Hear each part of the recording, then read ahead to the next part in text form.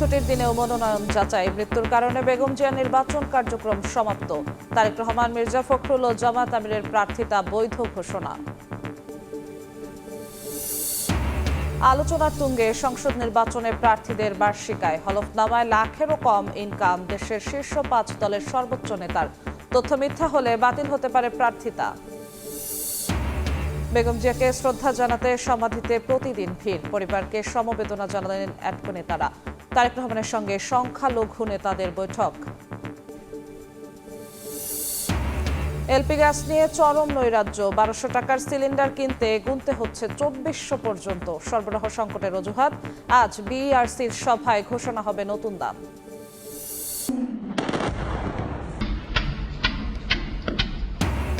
নতুন সরকার গঠন পর্যন্ত ভেনেজুয়েলা পরিচালনার ঘোষণা ট্রাম্পের, পাঠানো হবে বিশেষ প্রতিনিধি দল। নিউ ইয়র্কে স্ত্রী সহ মাদুরোর বিরুদ্ধে মাদক পাচার মামলার বিচার।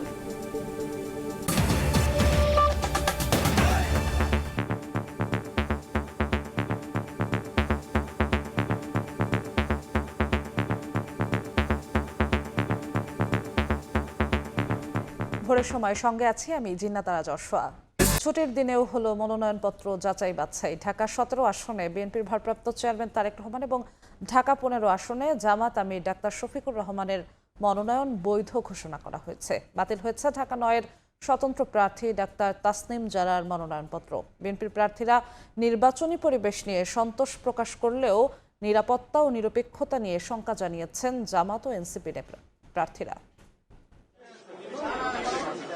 ঢাকা জেলা ও মহানগর মিলে 20টি আসনে মনোনয়নপত্র জমা দিয়েছেন 253 জন। 3টি ভাগে চলছে যাচাই বাছাই। সেগুনবাগিচায় রিটার্নিং কর্মকর্তার কার্যালয়ে 13টি আসন, জেলা অফিসে 5টি এবং নির্বাচন কমিশন ভবনে 2টি আসনের যাচাই বাছাই হচ্ছে। ঢাকা 17 আসনে বৈধ ঘোষণা করা হয়েছে বিএনপির ভারপ্রাপ্ত চেয়ারম্যান তারেক রহমানের মনোনয়নপত্র। ইনশাআল্লাহ ঢাকা 17 জনগণ আমাদের নেতা দেশনায়ক তারেক রহমানকে তারা বিপুল ভোটে নির্বাচিত করবে। বৈধতা পেয়েছে ঢাকা 15 আসনে জামায়াতের আমির ডাক্তার শফিকুর রহমানের প্রার্থিতা। এছাড়া ঢাকা 6 আসনে বিএনপির ইশরাক হোসেন, ঢাকা 8 আসনে এনসিপির নাসিরউদ্দিন পাটোয়ারি, ঢাকা 10-এ বিএনপির শেখ রবিউল আলম এবং 11-তে এম এ কাইয়ুমের মনোনয়ন গৃহীত হয়েছে। নির্বাচনের সার্বিক পরিবেশ নিয়ে সন্তোষ প্রকাশ করেন বিএনপির প্রার্থীরা। আওয়ামী আমলের নির্বাচনের সময় আমরা দেখেছি প্রশাসন দলীয় আচরণ এবং এখন আমরা দেখছি তাদের একটা নিউট্রাল আচরণ। একটা গ্রহণযোগ্য নির্বাচনের ক্ষেত্রে নির্বাচন কমিশন এবং সরকারের যে দায়বদ্ধতা রয়েছে, যে আন্তরিকতা রয়েছে, তার একটা প্রাথমিক প্রতিফলন আমি দেখতে পেয়েছি। তবে কমিশনের নিরপেক্ষতা নিয়ে প্রশ্ন তুলেছেন জামায়াত ও এনসিপির প্রার্থীরা। নিরাপত্তা নিয়ে আমরা শঙ্কিত রয়েছি এবং যারা আমাদের সাথে কাজ করছেন তারাও নিরাপত্তা নিয়ে শঙ্কিত রয়েছেন। ভয়ভীতি প্রদর্শন করলে সাধারণ ভোটাররা কেন্দ্রে আসবে না। এখনই তাদের বিরুদ্ধে অ্যাকশন নেওয়ার সময়। এদিকে এখন পর্যন্ত 3 জন প্রার্থীর মনোনয়ন বাতিল হয়েছে। ঢাকা 9 আসনের স্বতন্ত্র প্রার্থী তাসনিম জারাও আছেন তাদের মধ্যে, তবে আপিল করার কথা জানিয়েছেন তিনি। ঢাকা 9-এর স্বতন্ত্র প্রার্থী হিসেবে যে মনোনয়ন আবেদনপত্র দিয়েছিলাম সেটা আপাতত গৃহীত হয়নি, কিন্তু আমরা আপিল করব। আপিল করার প্রক্রিয়া আমরা ইতিমধ্যেই শুরু করেছি। রোববার শেষ হবে মনোনয়নপত্র যাচাই বাছাইয়ের কাজ। আব্দুল্লাহ শাফি, সময় সংবাদ, ঢাকা।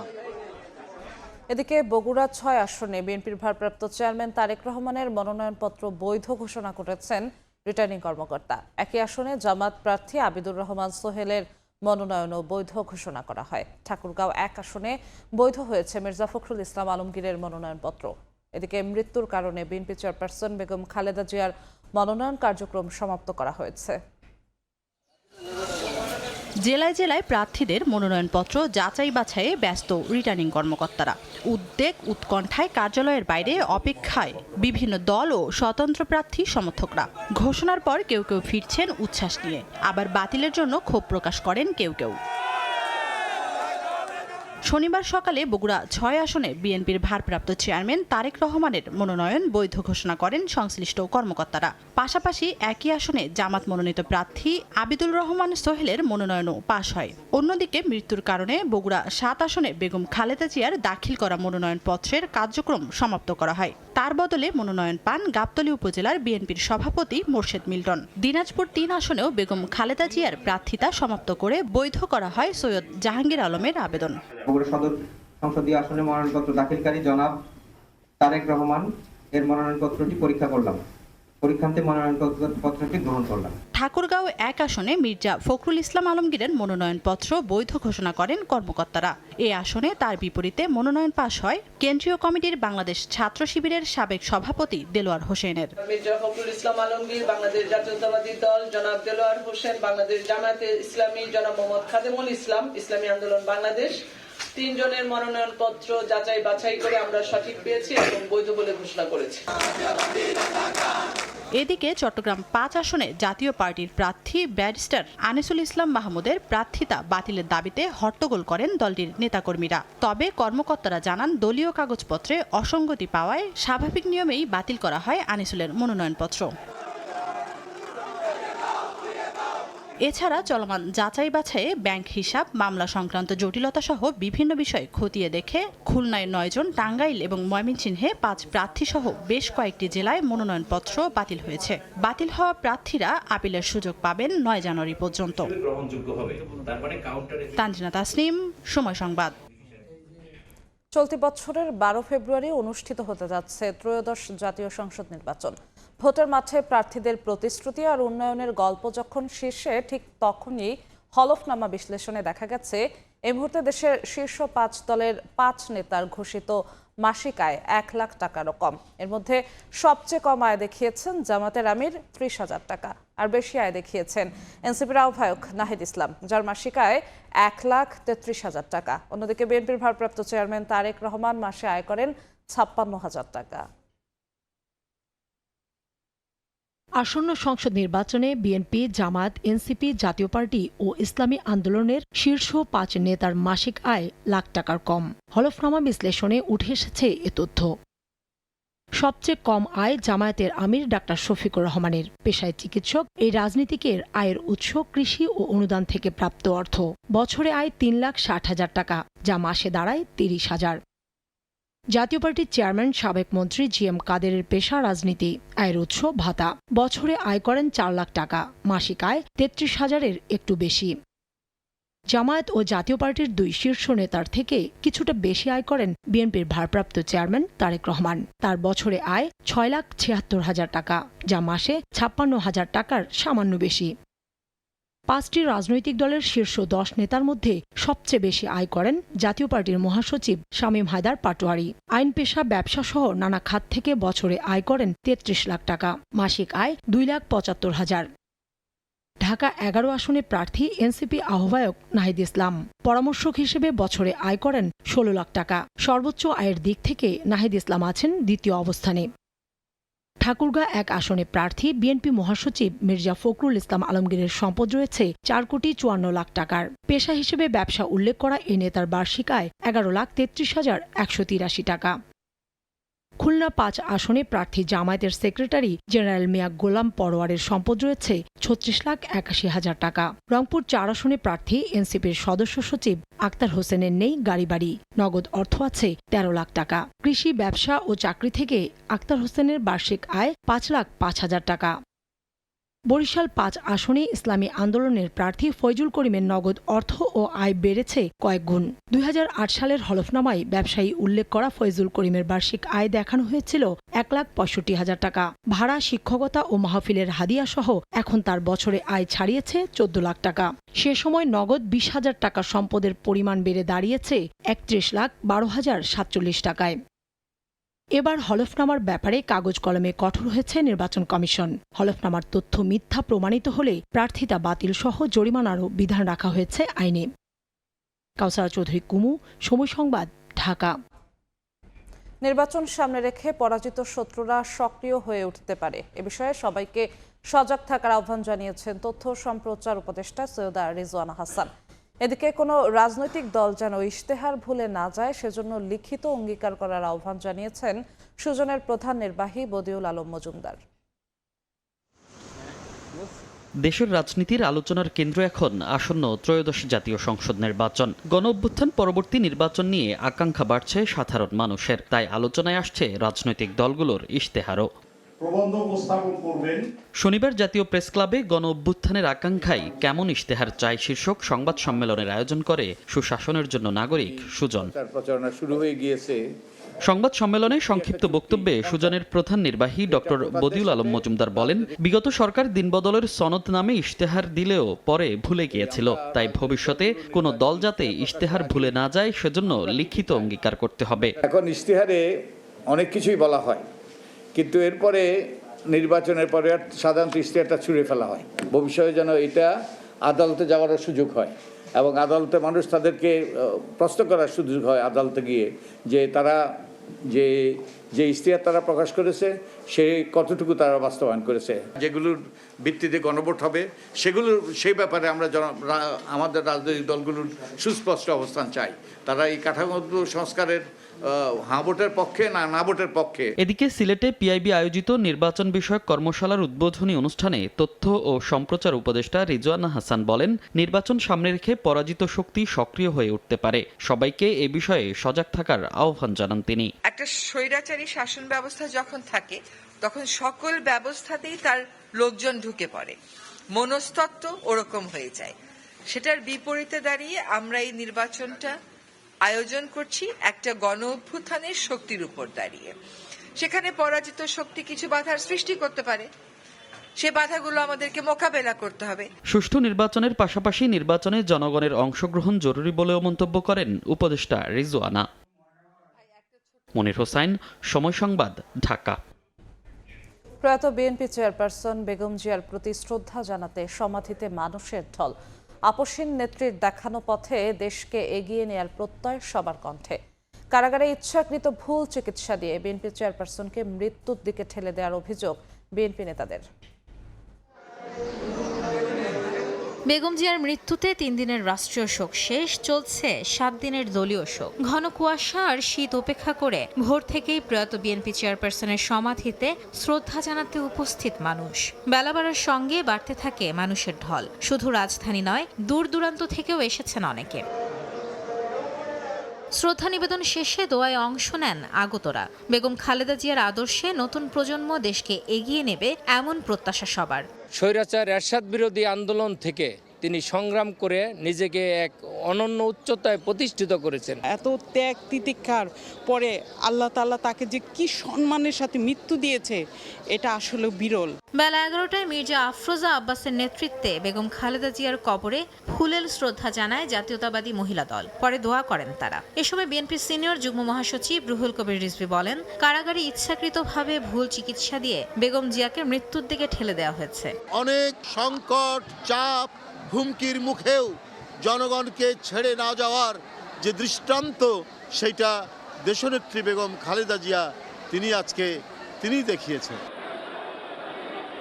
দুপুরের পর বেগম খালেদা জিয়ার সমাধিতে শ্রদ্ধা জানায় জাতীয়তাবাদী শ্রমিক দল। এ সময় স্থায়ী কমিটির সদস্য নজরুল ইসলাম খান বলেন, শহীদ রাষ্ট্রপতি জিয়াউর রহমান ও বিএনপি চেয়ারপারসন বেগম খালেদা জিয়া সবসময় শ্রমিকদের কথা ভেবেছেন। শহীদ রাষ্ট্রপতি জিয়াউর রহমান নিজেকে শ্রমিক বলে ঘোষণা করে আমাদের সবাইকে সম্মানিত করেছিলেন। দেশনেত্রী বেগম খালেদা জিয়াও শ্রমজীবী মানুষের জন্য অনেক কিছু করেছেন। সন্ধ্যায় বেগম জিয়ার সমাধিতে শ্রদ্ধা জানায় বাংলাদেশ জাতীয়তাবাদী ছাত্রদল। শ্রদ্ধা জানানো শেষে আপসহীন নেত্রীর আদর্শকে সামনে রেখে কাজ করার অঙ্গীকার করেন তারা। আমরা দেশ নেত্রী বেগম খালেদা জিয়ার আদর্শ অনুপ্রাণিত হয়ে বাংলাদেশপন্থী রাজনীতিকে সমুন্নত রাখার জন্য আমরা আপসহীনভাবে জনাব তারেক রহমানের পাশে থাকব। বেগম জিয়ার কবরে শ্রদ্ধা জানান জাতীয়তাবাদী যুবদল, ঢাকা মহানগর উত্তর সহ বিএনপির বিভিন্ন অঙ্গ সংগঠনের নেতারা। মাইমুনা হায়দার চৌধুরী, সময় সংবাদ, ঢাকা। বেগম জিয়ার শোক সন্তপ্ত পরিবারের প্রতি সমবেদনা জানিয়েছেন টেলিভিশন মালিকদের সংগঠন অ্যাটকো নেতারা। এদিকে বিএনপির ভারপ্রাপ্ত চেয়ারম্যানের সঙ্গে বৈঠক করেছেন সংখ্যালঘু নেতারা। তাদের উদ্দেশ্যে তারেক রহমান বলেন, সব ধর্মের মানুষের জন্য সমান অধিকার নিশ্চিত করবে তার দল। অন্যদিকে বিএনপির ভারপ্রাপ্ত চেয়ারম্যানের নবনিযুক্ত প্রেস সচিব জানান, জবাবদিহির সরকার গঠনের জন্য পূর্ব শর্ত দায়িত্বশীল সংবাদ মাধ্যম। জনগণের পক্ষে থেকে সেটি প্রতিষ্ঠার চেষ্টা করবে বিএনপি। প্রয়াত বিএনপি চেয়ারপারসন বেগম খালেদা জিয়ার স্মৃতি বিজড়িত গুলশান কার্যালয়ে তার মৃত্যুতে চলছে শোক। শনিবার সন্ধ্যায় টেলিভিশন মালিকদের সংগঠন অ্যাডকোর 7 সদস্যের প্রতিনিধি দল আসেন বিএনপি চেয়ারপারসনের গুলশান কার্যালয়ে। এ সময় তারা শোক বইয়ে স্বাক্ষর করেন। পরে আলাপ করেন দলের মহাসচিব মির্জা ফখরুল ইসলাম আলমগীরের সঙ্গে। শোক বইয়ে স্বাক্ষর শেষে অ্যাডকোর পক্ষ থেকে জানানো হয়, কার্যালয়ে উপস্থিত বিএনপি মহাসচিবের সঙ্গে অনানুষ্ঠানিক বৈঠকে সমবেদনা জানিয়েছেন তারা। তার পরিবারের প্রতি আমাদের সমবেদনা থাকবে, সেটাও আমরা লিখেছি, এবং আগামী দিনে হয়তো আমরা একটা সুন্দর বাংলাদেশ দেখতে পাবো আমাদের রাজনীতিবিদদের নেতৃত্বে, এটা আমরা আশা প্রকাশ করি। আমরা সবাই শোকাহত, মর্মাহত এবং ওনার আত্মার মাগফিরাত কামনা করি। দেশ যেন ওনার যে মঠো বা ওনার যে দিক নির্দেশনা ছিল সেইভাবে যেন দেশ এগিয়ে যাক। এদিকে দায়িত্ব পাওয়ার পর বিএনপির ভারপ্রাপ্ত চেয়ারম্যানের নবনিযুক্ত প্রেস সচিব জানিয়েছেন, জনগণের কাছে দায়বদ্ধ ও জবাবদিহির সরকার গঠনের পূর্বশর্ত দায়িত্বশীল স্বাধীন গণমাধ্যমের জন্য কাজ করবে বিএনপি। একটা গণতান্ত্রিক সরকার প্রতিষ্ঠা করার জন্য পূর্ব শর্ত হচ্ছে একটা দায়িত্বশীল গণতান্ত্রিক স্বাধীন সংবাদ মাধ্যম, গণমাধ্যম। দায়িত্বশীল স্বাধীন সংবাদ মাধ্যম দরকার, আর আমরা সেই জন্য কাজটা করব। শোক জানাতে আসেন হিন্দু বৌদ্ধ খ্রিস্টান ঐক্য পরিষদের সদস্যরা। মতবিনিময় করেন বিএনপির ভারপ্রাপ্ত চেয়ারম্যান তারেক রহমানের সঙ্গে। আলোচনা হয় দেশব্যাপী চলা সাম্প্রদায়িক সহিংসতা নিয়ে। এ সময় বিএনপি মিডিয়া সেলের আহ্বায়ক জানান, ধর্মীয় বিভাজন নয়, বরং সব ধর্মের মানুষের জন্য সমান অধিকার নিশ্চিতের প্রতিশ্রুতি দিয়েছেন তারেক রহমান। তারা বলেছেন যে আমরা শুধু লেখার জন্য লিখব না, যেটা লিখব সেটা আমরা অবশ্যই বাস্তবিত করব। একটা মানবিক বাংলাদেশ, গণতান্ত্রিক বাংলাদেশ, অসাম্প্রদায়িক বাংলাদেশ প্রতিষ্ঠার জন্য তারা আমাদেরকে আশ্বস্ত করেছে। সংখ্যালঘু এবং সংখ্যাগুরু এই বিভাজনটির ভিতরে উনি যেতে চান না। উনি বাংলাদেশের সকল নাগরিক সমান অধিকারে ভোগ করে, এটা তিনি বিশ্বাস করতে চান, এবং সবারই একটা এবং এক অভিন্ন পরিচয়। আমরা সবাই বাংলাদেশি, সবার আগে বাংলাদেশ, এই কথার উপরে তিনি প্রতিষ্ঠিত থাকতে চান। এদিকে বেগম জিয়ার জন্য 3 দিনের রাষ্ট্রীয় শোক শেষ হওয়ার প্রেক্ষিতে নিজের ভেরিফাইড ফেসবুক ও এক্স অ্যাকাউন্টে প্রধান উপদেষ্টার নেতৃত্বে উপদেষ্টা পরিষদ, অন্তর্বর্তী সরকার, সরকারের সব বাহিনী এবং রাষ্ট্রের গুরুত্বপূর্ণ ব্যক্তিদের প্রতি কৃতজ্ঞতা জানিয়ে পোস্ট দিয়েছেন বিএনপির ভারপ্রাপ্ত চেয়ারম্যান তারেক রহমান। পাশাপাশি বাংলাদেশের জনগণের প্রতি জানিয়েছেন গভীর অভিবাদন। মুরসালিন হক জুনায়েদ, সময় সংবাদ, ঢাকা। শহীদ শরীফ ওসমান হাদী হত্যার বিচারের দাবিতে মার্চ ফর ইনসাফ কর্মসূচি শুরু করেছে ইনকিলাব মঞ্চ। রাজধানীর ফার্মগেট থেকে ট্রাকে করে শাহবাগে আসে মার্চ। নেতারা বলেন, 7 জানুয়ারি হাদী হত্যাকাণ্ডের চার্জশিট দাখিলের আগ পর্যন্ত এই কর্মসূচি চালিয়ে যাবেন তারা। এর মধ্যে 4 দফা দাবি নিয়ে কয়েকটি রাজনৈতিক দলের সঙ্গে বসবে ইনকিলাব মঞ্চ। সেখান থেকেই বড় আন্দোলনের ঘোষণা আসতে পারে।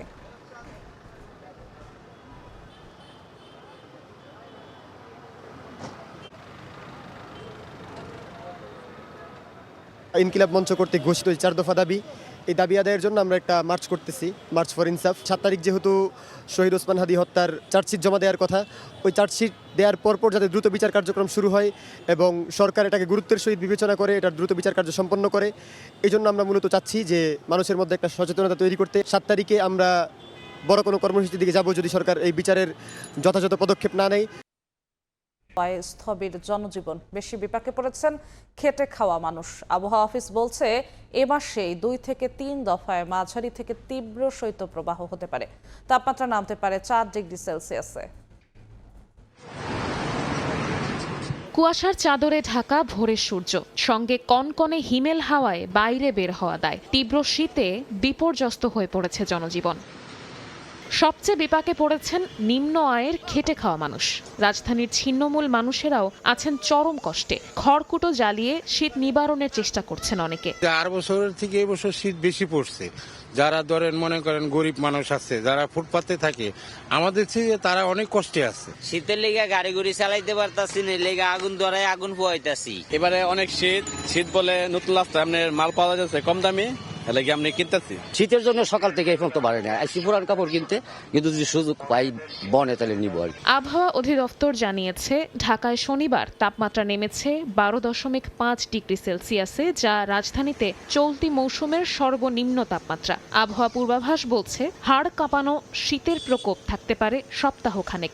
বর্তমান যে অবস্থা বিরাজ করছে, তাতে এই অবস্থাটা আগামী 4-5 দিন অব্যাহত থাকবে, অর্থাৎ সামান্য পরিবর্তনের মধ্যে দিয়ে এরকমই থাকবে, হয়তো কখনো কিছুটা কম কিছুটা বেশি, তবে উল্লেখযোগ্য পরিবর্তনের সম্ভাবনা আপাতত নেই। জানুয়ারিতে তাপমাত্রা 4 ডিগ্রি সেলসিয়াসে নামার পাশাপাশি মাঝারি থেকে তীব্র শৈত্যপ্রবাহের শঙ্কাও রয়েছে বলে জানিয়েছে আবহাওয়া অধিদপ্তর। শবনব নিবিড়, সময় সংবাদ, ঢাকা। এদিকে সারা দেশে জেকে বসেছে শীত। হিমেল হাওয়ায় কাঁপছে উত্তরের জনপদ। হাসপাতালে বাড়ছে ঠান্ডাজনিত রোগী। ব্যাহত হচ্ছে বড় আবাদ। আজ দেশের সর্বনিম্ন তাপমাত্রা 9 ডিগ্রি সেলসিয়াস রেকর্ড করা হয়েছে পাবনা, রাজশাহী ও নওগাঁয়। ঘন কুয়াশায় ঢাকা পড়েছে চারপাশ, জেকে বসেছে শীত। হাড় কাঁপানো ঠান্ডায় স্থবিরতা নেমে এসেছে জনজীবনে। হিমেল হাওয়া ও কনকনে বাতাসে কাঁপছে উত্তরের জনপদ। তাপমাত্রার পারদ নেমেছে 9 ডিগ্রির ঘরে। ভোর থেকে ঝরছে কুয়াশা, সেই সঙ্গে বৃষ্টির মতো পড়ছে শিশির। দেশে আজ সর্বনিম্ন তাপমাত্রা 9 ডিগ্রি সেলসিয়াস রেকর্ড করা হয়েছে রাজশাহী, পাবনার ঈশ্বরদী ও নওগাঁর বদলগাছিতে। খুবই সমস্যা, স্বল্পলের খাওয়া পড়া ঠিক মতো দেওয়া পারতেছি না। এইরকম কুয়াশা হলে কি করব আমরা? ভোরবেলা বাড়া হয়েছে, কোনো কাজ কাম নাই, মানে হাত পা চলিচ্ছে না, হেভি ঠান্ডা। সপ্তাহ ধরে চলা বৈরী আবহাওয়ায় চরম বিপাকে খেটে খাওয়া নিম্ন আয়ের মানুষ।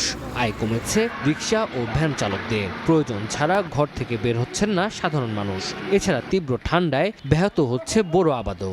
চলাফেরা খুব কষ্ট করতে হয়, শীতের অনেক কাপড় পরছি, তারপরও শীত করে। কনকনে ঠান্ডায় হাসপাতালে বাড়ছে ঠান্ডাজনিত রোগীর সংখ্যা। সজ্জার তুলনায় 3 গুণ রোগী ভর্তি আছেন হাসপাতালে। সবচেয়ে বেশি আক্রান্ত হচ্ছেন শিশু ও বৃদ্ধরা। বাচ্চারা মাসে বাসায় একটা নোংরা জিনিস গালাই দিল, ওখান থেকে আবার ডায়রিয়া হয়ে যেতে পারে, এটাই স্বাভাবিক। কিন্তু বেড থাকলে, উপরে থাকলে বাচ্চারা সমস্যা হয় না। আবহাওয়া অধিদপ্তরের তথ্য মতে রাজশাহী, পাবনা, নওগাঁ, সিরাজগঞ্জ, নীলফামারী, কুড়িগ্রাম, যশোর, চুয়াডাঙ্গা ও কুষ্টিয়া জেলাসমূহের উপর দিয়ে মৃদু শৈত্যপ্রবাহ বয়ে যাচ্ছে এবং তা অব্যাহত থাকতে পারে। তানজিল হাসনাত, সময় সংবাদ।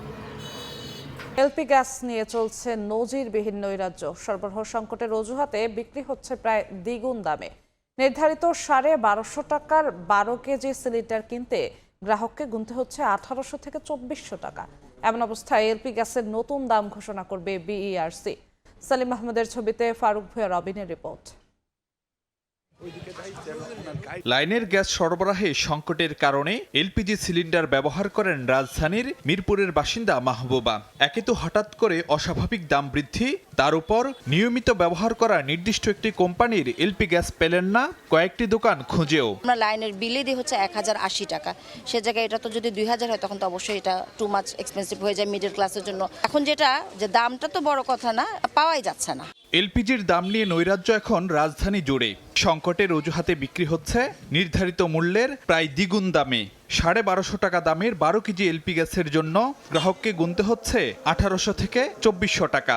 কোথাও 1900 চাচ্ছে, কোথাও 2100-2200 এরকম টাকা দাম চাচ্ছে। সামর্থ্যের বাইরে আমাদের জন্য। একটা গ্যাসে কিভাবে 700-800 টাকা করে বেড়ে যায় রাতারাতি। 2200 টাকা বোতল কিনো, ঘর ভাড়া যখন খাওয়ান, এটা অনেক সমস্যা না, অনেক কষ্ট হয়ে যায়। কালে তো ফাঁকুই করিনি। কেউ যে এটা দেখবো বা তদারকি করবো এরকম কেউ নাই। 10 থেকে 15 দিন আগে 1250 টাকা ছিল, হঠাৎ করে কি এমন ঢুকে গেল গ্যাসের মধ্যে 1950 টাকা হয়ে গেল। গতকাল রাতে আমি গ্যাস কিনতে আসছি, তারা চাচ্ছে 2000 টাকা।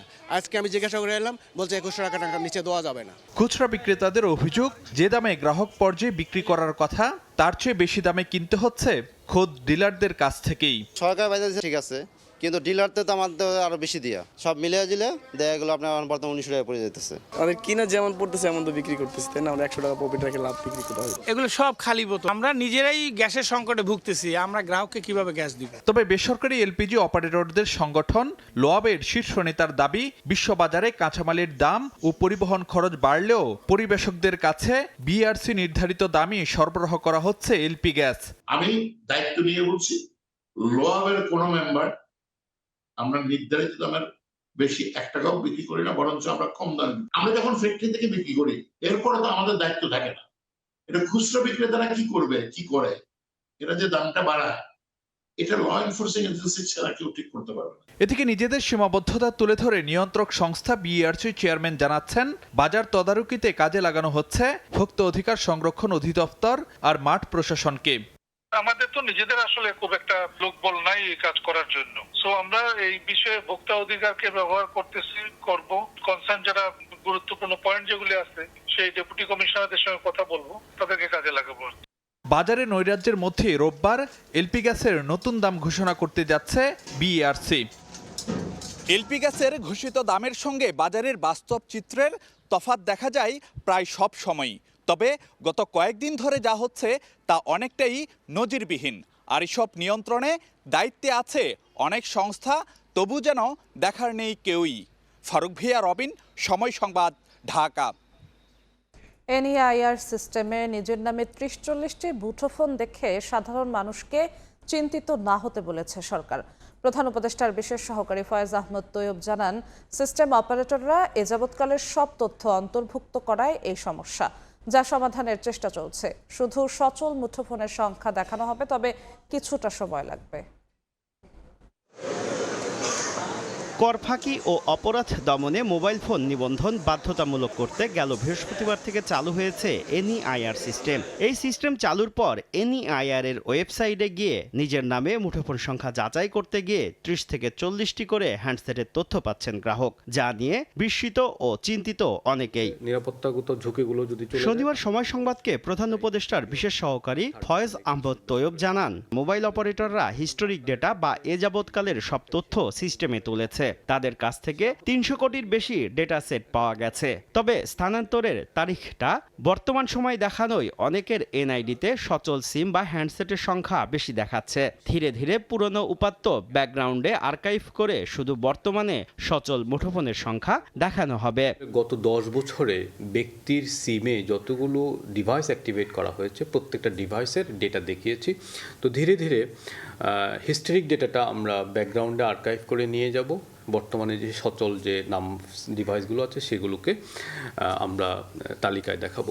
এ সময় এনইআইআর চালুর পর ক্লোন বা নকল ফোন নিয়ে ভয়াবহ তথ্য তুলে ধরেন প্রধান উপদেষ্টার বিশেষ সহকারী। বলেন, একটি আইএমইআই নম্বরের বিপরীতে প্রায় 4 কোটি হ্যান্ডসেট পাওয়া গেছে।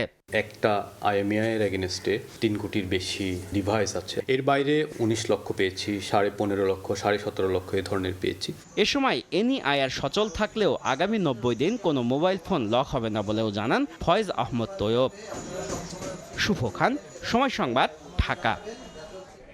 14টি নতুন বোয়িং উড়োজাহাজ কেনার সিদ্ধান্ত নিয়েছে বিমান বাংলাদেশ এয়ারলাইন্স। এ লক্ষ্যে নির্মাতা প্রতিষ্ঠানকে অফিসিয়ালি চিঠি দিয়েছে রাষ্ট্রায়ত্ত প্রতিষ্ঠানটি। এয়ারক্রাফটগুলো কিনতে সংস্থাটির প্রয়োজন হবে প্রায় 35,000 কোটি টাকা। দেরিতে হলেও বহরে নতুন উড়োজাহাজ কেনার সিদ্ধান্তকে সাধুবাদ জানিয়েছেন এভিয়েশন বিশেষজ্ঞরা। কাজল আব্দুল্লাহ রিপোর্ট। যুক্তরাষ্ট্র সরকারের বাণিজ্য শুল্কের পরিমাণ কমানোর লক্ষ্যে দেয়া প্রতিশ্রুতি আরও শক্তভাবে বাস্তবায়নে এগিয়ে যাচ্ছে বাংলাদেশ। বিভিন্ন পণ্য আমদানি বাড়ানোর পাশাপাশি এবার মার্কিন উড়োজাহাজ নির্মাতা প্রতিষ্ঠান বোয়িং থেকে প্রাথমিকভাবে 14টি এয়ারক্রাফট কেনার প্রস্তুতি নিয়েছে বিমান বাংলাদেশ এয়ারলাইন্স। ইতোমধ্যে সংস্থাটির পরিচালনা পর্ষদ আনুষ্ঠানিকভাবে চিঠি দিয়েছে বোয়িংকে। বোর্ড মিটিং এ নীতিগত সিদ্ধান্ত হয়েছে যে আমরা বোয়িং থেকে 14টা এয়ারক্রাফট কিনবো। অনুমোদিত 14টি উড়োজাহাজের মধ্যে 10টি ড্রিমলাইনার ও 4টি কেনা হবে ম্যাক্স মডেলের। আর বহরে বর্তমানে 19টির মধ্যে 14টি বোয়িংয়ের তৈরি। বিশেষজ্ঞরা বলছেন, ব্যবসায়িক দৃষ্টিকোণ থেকে এয়ারবাসের চেয়ে সাশ্রয়ী বোয়িং এয়ারক্রাফট। হয়তো 35 পর্যন্ত যাবে এই এয়ারক্রাফটগুলো ডেলিভার করতে। বিমানের যে এখন আমি সবসময় বলি ইয়াংগেস্ট ফ্লিট, এটা কিন্তু আর খুব একটা ইয়াং থাকবে না তখন। এবং 15 বছর এয়ারক্রাফটের এজ হলে মেইনটেনেন্সের খরচ অনেক বেড়ে যায় এবং ফুয়েল কস্টও বাড়ে, কারণ depending on the age of the engine. নতুন 14টি এয়ারক্রাফট কিনতে বাংলাদেশ বিমানের সম্ভাব্য ব্যয় হবে প্রায় 35,000 কোটি টাকা। বহরে যুক্ত হতে পারে 2031 সালের শেষ থেকে 2035 সাল পর্যন্ত। তবে লাভের অঙ্ক কার্গো বিমানে বেশি হলেও নতুন বহরে কেন উদ্যোগ নেই সে প্রশ্ন তুলেছেন সংশ্লিষ্টরা। কার্গোতে হলো প্রফিট বেশি, আর বিমান সমস্ত কার্গো হ্যান্ডলিং করে। তারা জানে, বিমান কার্গোর লোকেরা, যে কার্গো কোত্থেকে আসছে, কোথায় যাচ্ছে। এই মার্কেটটা বিমান আসলে ক্যাপিটালাইজ করা দরকার এবং বিমানের এই যে ফ্লিট এক্সপ্যানশন, আমি মনে করি এই ফ্লিট এক্সপ্যানশনের মধ্যে সিরিয়াসলি কার্গো এয়ারক্রাফট কনসিডার করা উচিত। দ্বিপাক্ষিক বাণিজ্যে যুক্তরাষ্ট্রের সঙ্গে শুল্ক চুক্তির অংশ হিসেবে বোয়িংয়ের কাছ থেকে 25টি উড়োজাহাজ কেনার কথা জানিয়েছিল বাণিজ্য মন্ত্রণালয়। এর অংশ হিসেবেই এবার নতুন এই সিদ্ধান্ত নিল সরকার। বাণিজ্য মেলার 30তম আসর। এবার মেলায় নিষিদ্ধ ঘোষণা করা হয়েছে সিঙ্গেল ইউজ প্লাস্টিকের ব্যবহার। নির্বাচনের আগে হলেও ক্রেতার ভালো সাড়া পাওয়ার আশা অংশ নেওয়া প্রতিষ্ঠানের। এবার বর্ষপণ্য ঘোষণা করা হয়েছে পেপার ও প্যাকেজিং পণ্যকে। পূর্বাচলে শুরু হলো মাসব্যাপী ঢাকা আন্তর্জাতিক বাণিজ্য মেলার 30তম আসর। সকালে আনুষ্ঠানিকভাবে উদ্বোধন করেন বাণিজ্য উপদেষ্টা শেখ বশিরউদ্দিন। জানানো হয় এবার মেলায় 327টি স্টল প্যাভিলিয়নে প্রদর্শন করা হবে দেশি বিদেশি পণ্য। বড়দের প্রবেশ টিকিটের মূল্য ধরা হয়েছে 50 টাকা। মেলা প্রাঙ্গণে নিষিদ্ধ করা হয়েছে পলিথিন ব্যাগ সহ সিঙ্গেল ইউজ প্লাস্টিকের ব্যবহার। আন্তর্জাতিক বাজারে দেশীয় পণ্যের বাণিজ্য সম্প্রসারণই এই মেলার লক্ষ্য। এবার পেপার ও প্যাকেজিং পণ্যকে প্রোডাক্ট অব দ্য ইয়ার ঘোষণা করেন বাণিজ্য উপদেষ্টা। রপ্তানি প্রসার ও প্রণোদনামূলক কর্মকাণ্ডকে বেগবান করতে প্রতি বছর একটি পণ্যকে প্রোডাক্ট অফ দ্য ইয়ার হিসেবে ঘোষণা করা হয়। এবার পেপার এবং প্যাকেজিং প্রোডাক্টকে 2026 সালের প্রোডাক্ট অফ দ্য ইয়ার হিসেবে ঘোষণা করছি। এ সময় আমদানি রপ্তানি বাণিজ্য বাড়াতে কঠোর নীতিমালা থেকে বের হওয়ার তাগিদ দেন ব্যবসায়ীদের শীর্ষ সংগঠন এফবিসিসিআই এর প্রশাসক। আমরা আশা করব বর্তমান সরকার ট্রেড ফ্যাসিলিটেশনকে আরো বেশি গুরুত্ব দিয়ে দেখবে। আমরা ব্যবসায়ীরা চট্টগ্রাম বন্দরে এবং বিভিন্ন বিমানবন্দরে আমাদের পণ্যের উঠানামা এবং পণ্য ছাড়করণে আমরা আরো বেশি সুযোগ পাবো। উদ্বোধনের পর দর্শনার্থীদের জন্য খুলে দেওয়া হয় মেলার গেট। ব্যবসায়ীদের প্রত্যাশা, মেলার ব্যবসায় প্রভাব ফেলবে না নির্বাচন কেন্দ্রিক কর্মকাণ্ড। তো সামনে একটা নির্বাচন জাতীয় একটা ইয়া আছে, তো না কোনো পরিবর্তন দেখছি না। Considering whatever is going on in the country at the moment, I think এরকম একটা জিনিস মানুষকে অনেকটা শান্তি আর আনন্দ দিতে পারবে। একটা সুখ গেছে, তো ইনশাল্লাহ এটা কাটাই ইনশাল্লাহ ভালো হবে আশাবাদী আমরা। সাবেক প্রধানমন্ত্রী ও বিএনপি চেয়ারপারসন বেগম খালেদা জিয়ার মৃত্যুতে রাষ্ট্রীয় শোক পালনের জন্য এবার মেলা 2 দিন পর শুরু হলেও আয়োজক সংস্থা এপিপি জানিয়েছে শেষ হবে 31 জানুয়ারিতেই। সাইফুল ইসলাম, সময় সংবাদ, ঢাকা। অপরাধ প্রবণতা গত 1 বছরে জেলায় 111টি হত্যাকাণ্ডের ঘটনা ঘটেছে। 500-র বেশি নারী ও শিশু নির্যাতন, 2 শতাধিক ধর্ষণ মামলা হয়েছে বিভিন্ন থানায়। উদ্বেগ ছড়িয়ে পড়েছে জনমনে। যদিও আইনশৃঙ্খলা বাহিনীর দাবি অপরাধ দমনে সর্বদাই তৎপর তারা। গগন পণ্ডিতের ক্যামেরায় বিস্তারিত জানাচ্ছেন ওবায়দুল হক। গত 18 ডিসেম্বর রাতে ময়মনসিংহের ভালুকায় একটি কারখানার শ্রমিক দীপু চন্দ্র দাসকে মবের মাধ্যমে হত্যা করে মরদেহ গাছে ঝুলিয়ে পুড়িয়ে দেয়া হয়, যার ছবি ও ভিডিও সামাজিক যোগাযোগ মাধ্যমে ভাইরাল হয়। গত 10 নভেম্বর ভোর রাতে ময়মনসিংহের ফুলবাড়িয়ায় দাঁড়িয়ে থাকা একটি বাসে দুর্বৃত্তরা আগুন দিলে গাড়ির ভেতরে ঘুমন্ত অবস্থায় জুলহাস নামে এক চালকের মৃত্যু হয়। সালে গত 9 নভেম্বর জোয়ার টাকা না পেয়ে ছেলের হাতে বাবা মা ও 27 নভেম্বর তুচ্ছ বিষয় নিয়ে বন্ধুর হাতে খুন হন মুনতাসির ফাহিম নামে এক শিক্ষার্থী। এছাড়া গত 2 ডিসেম্বর নগরীর চরপাড়া এলাকায় মাদক ব্যবসা নিয়ে দ্বন্দ্বে খুন হন রিগান নামে এক যুবক। গেল 1 বছরে ময়মনসিংহ জেলায় এমন 111টি হত্যাকাণ্ডের ঘটনা ঘটে। ধর্ষণ মামলা 240টি, 18টি অপহরণ, 261টি চুরি এবং নারী ও শিশু নির্যাতনের ঘটনা ঘটেছে 516টি। এতে উদ্বেগ বেড়েছে জনমনে। আমাদের উঠতে বসতে বের হতে বাসায় কখনোই আসলে আমরা নিরাপদ ফিল করি না। হ্যাঁ, সবসময় আমরা একটা মনে হয় যে আমাদের চারপাশে একটা অনিরাপদ পরিবেশ। এইভাবে যদি মানুষের নিরাপত্তা না থাকে তাহলে কিন্তু এটা খুবই উদ্বিগ্ন হওয়ার বিষয়। আমাদের প্রয়োজন হচ্ছে জননিরাপত্তা হচ্ছে প্রাথমিক শর্ত। সংশ্লিষ্টদের প্রতি আমাদের অনুরোধ থাকবে যেন এটার প্রচারণাটা বাড়ানো হয়। আসলে ক্রাইম এবং পানিশমেন্ট এটা যদি মানুষ আপনার না জানতে পারে তাহলে ক্রাইমটা দিন দিন বাড়বে। নাগরিক সমাজের প্রতিনিধিরা বলছেন আইন শৃঙ্খলা রক্ষায় আরও বেশি তৎপর হতে হবে সংশ্লিষ্ট বাহিনীগুলোকে। বিচারহীনতার যে সংস্কৃতি, অপরাধ করে কিছু হবে সেই জন্যই মনে হয় আইন শৃঙ্খলা অবনতি হচ্ছে। আমরা ধারণা করি, বিশ্বাস করি আইন শৃঙ্খলা বাহিনী আস্তে আস্তে উন্নতি হচ্ছে এবং হবে। তবে পুলিশের দাবি আইন শৃঙ্খলা পরিস্থিতি স্বাভাবিক রাখতে সর্বদা তৎপর রয়েছেন তারা। যে কোনো ধরনের অপরাধ সংঘটিত হয় আমরা সেটাকে তাৎক্ষণিকভাবে আইডেন্টিফাই করে অ্যারেস্ট করার মতো সক্ষমতা আমাদের রয়েছে। আমরা জেলা পুলিশ সেই আঙ্গিকে কাজ করছি। 2025 সালে 111টি হত্যা মামলায় 275 জনকে গ্রেফতার করেছে আইন শৃঙ্খলা বাহিনী। জেলার বাসিন্দারা বলছেন আইন শৃঙ্খলা রক্ষায় তৎপরতার দাবি যতটা জোরালো ততটাই জরুরি কার্যকর উপস্থিতি। তাই প্রয়োজন দৃশ্যমান উদ্যোগ ও কঠোর নজরদারি। ওবায়দুল হক, সময় সংবাদ, ময়মনসিংহ। ফেনীতে প্রয়াত সাবেক প্রধানমন্ত্রী বেগম খালেদা জিয়ার কুলখানি অনুষ্ঠিত হয়েছে। দুপুরে ফুলগাজীর দক্ষিণ শ্রীপুরের মজুমদার বাড়িতে পরিবারের আয়োজনে এই কুলখানিতে দলীয় নেতাকর্মীদের পাশাপাশি অংশ নেন বিভিন্ন শ্রেণী পেশার মানুষ। উপস্থিত ছিলেন ফেনী 1 আসনে বেগম জিয়ার বিকল্প প্রার্থী রফিকুল আলম মজনু। এ সময় বেগম জিয়ার বিদেহী আত্মার মাগফিরাত কামনায় বিশেষ দোয়া করা হয়। ওনার মৃত্যু শুধু ফেনীবাসী ক্ষতিগ্রস্ত হয় নাই, সারা বাংলাদেশের মানুষ ক্ষতিগ্রস্ত হয়েছে। দেশনেত্রী বেগম খালেদা জিয়া যেভাবে বাংলাদেশকে দেখতে চেয়েছিলেন, যেভাবে গণতন্ত্রকে তিনি প্রতিষ্ঠা করতে চেয়েছিলেন, ইনশাআল্লাহ আগামী দিনে সেই কাজগুলা আমরা আমাদের দলের ভারপ্রাপ্ত চেয়ারম্যান তারেক রহমানের নেতৃত্বে ইনশাআল্লাহ আমরা আগামী দিনে এই কাজগুলো আমরা শেষ করব। গাইবান্ধায় সাবেক প্রধানমন্ত্রী বেগম খালেদা জিয়ার আত্মার মাগফিরাত কামনায় দোয়া মাহফিল ও আলোচনা সভা হয়েছে। শনিবার সন্ধ্যায় ডিপ্লোমা এগ্রিকালচারিস্ট অ্যাসোসিয়েশন অব বাংলাদেশের জেলা শাখার আয়োজনে জেলা কৃষি সম্প্রসারণ অধিদপ্তর হলরুমে এ সভা অনুষ্ঠিত হয়। এ সময় খালেদা জিয়ার স্মৃতিচারণে বক্তব্য রাখেন অ্যাসোসিয়েশন সদস্য ও বিএনপির নেতাকর্মীরা। পরে আলোচনা শেষে বেগম খালেদা জিয়ার বিদেহী আত্মার মাগফিরাত কামনা করে দোয়া করা হয়।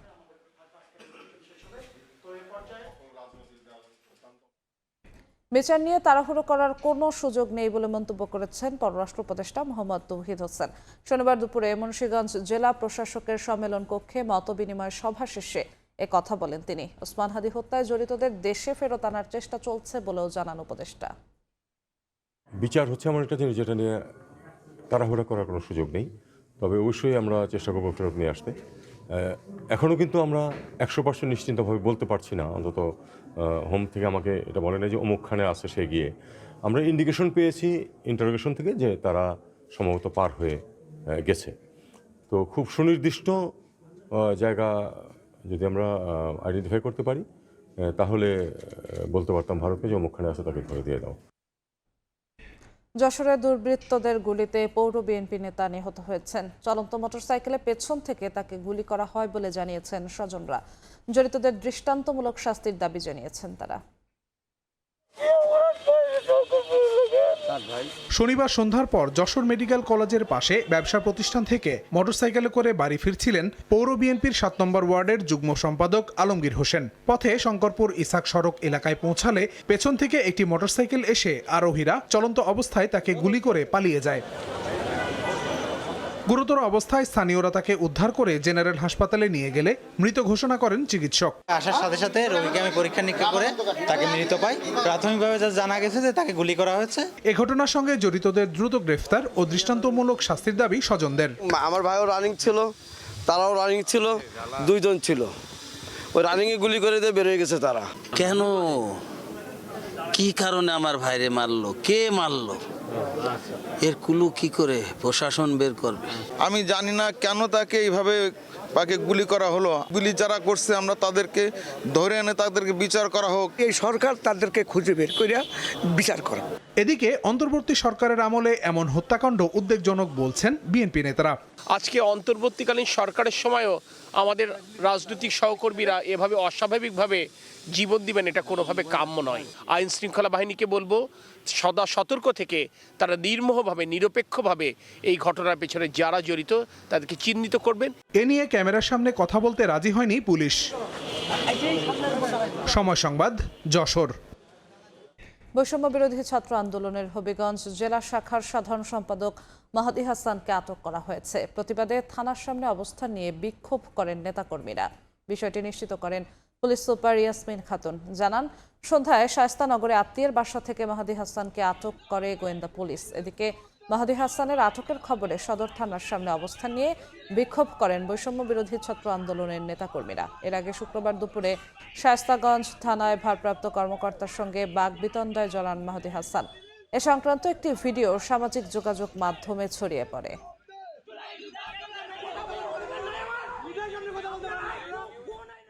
এদিকে মাহাদি হাসানের মুক্তির দাবিতে প্রায় 2 ঘন্টা শাহবাগ মোড় অবরোধ করে রাখেন বৈষম্য বিরোধী ছাত্র আন্দোলনের নেতাকর্মীরা। শনিবার রাত 10:30টার দিকে তারা শাহবাগে জড়ো হন। এ সময় মাহাদির মুক্তির দাবিতে নানান স্লোগান দেন। অন্তর্বর্তী সরকারের কাছে বিপ্লবীদের নিরাপত্তা নেই বলে অভিযোগ করেন তারা। দ্রুত মুক্তি না দিলে সারা দেশে কঠোর কর্মসূচির হুঁশিয়ারি দিয়ে অবরোধ স্থগিত করেন তারা।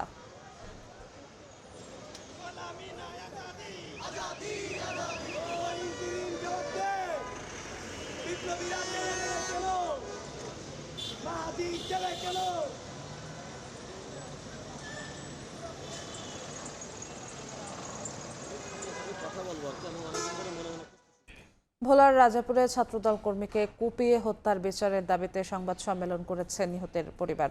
শনিবার বিকেলে ভোলা প্রেস ক্লাবে নিহত রেজওয়ান আমিন সিফাতের মা ইয়ানুর বেগম জানান, 24 ডিসেম্বর রাতে বিএনপির ভারপ্রাপ্ত চেয়ারম্যান তারেক রহমানের গণসংবর্ধনা অনুষ্ঠানে যাওয়ার পথে সন্ত্রাসীরা কুপিয়ে হত্যা করে সিফাতকে। এই ঘটনায় এখনও কেউ গ্রেফতার না হওয়ায় ক্ষোভ প্রকাশ করেন তিনি। এদিন সিফাত হত্যাকাণ্ডে জড়িতদের গ্রেফতারের দাবিতে শহরে বিক্ষোভ মিছিল করে বিএনপি ও ছাত্রদলের নেতাকর্মীরা।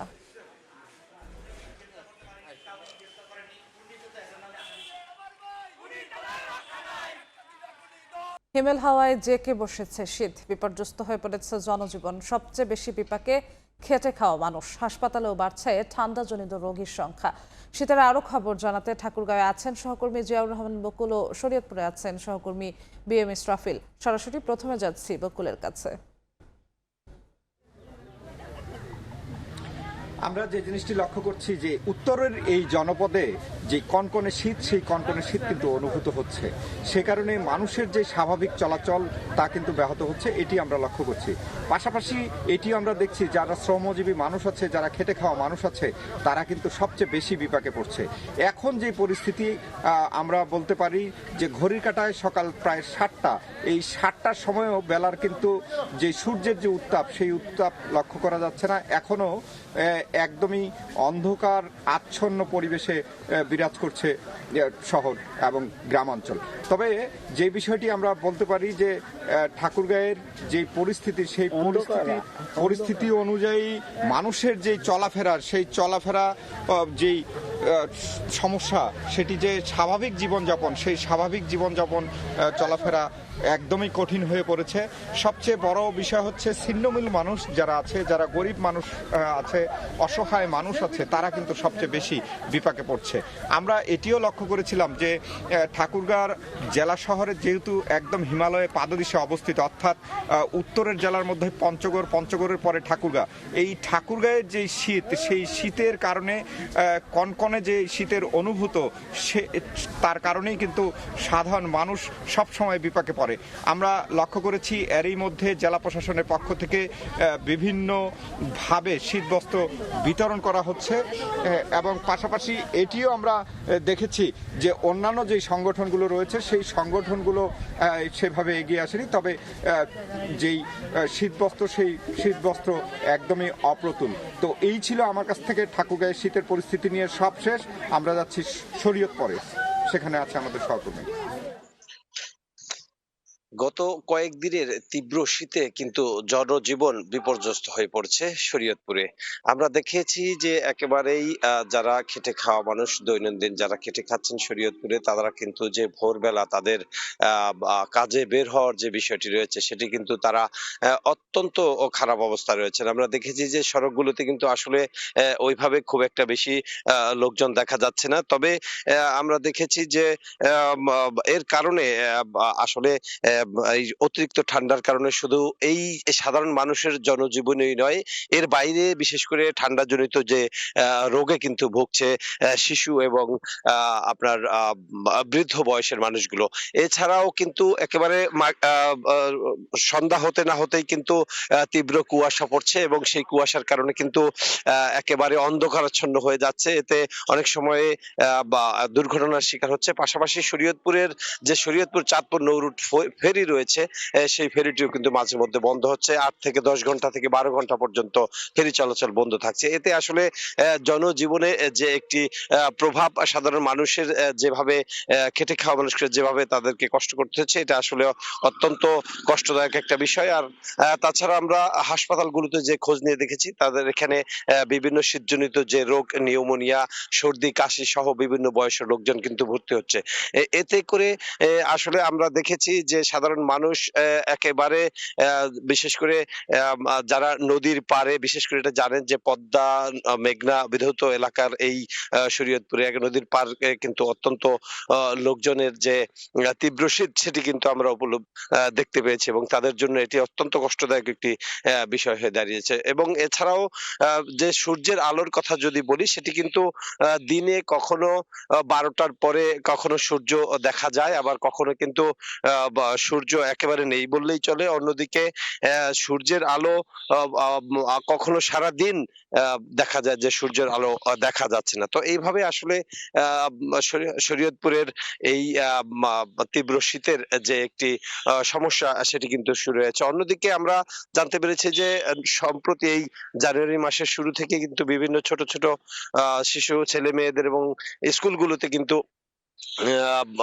রেজাল্ট দিয়েছে এবং সেই রেজাল্টের পরে তাদের যে স্কুল শুরু হবে সেটিও কিন্তু আমাদের সাথে বিভিন্ন স্কুলের বা কিন্ডার গার্ডেনের শিক্ষকদের সাথে করা হয়েছে। তারাও যেটি জানিয়েছেন যে আসলে এই তীব্র শীতে ক্লাস করা নিয়ে কিন্তু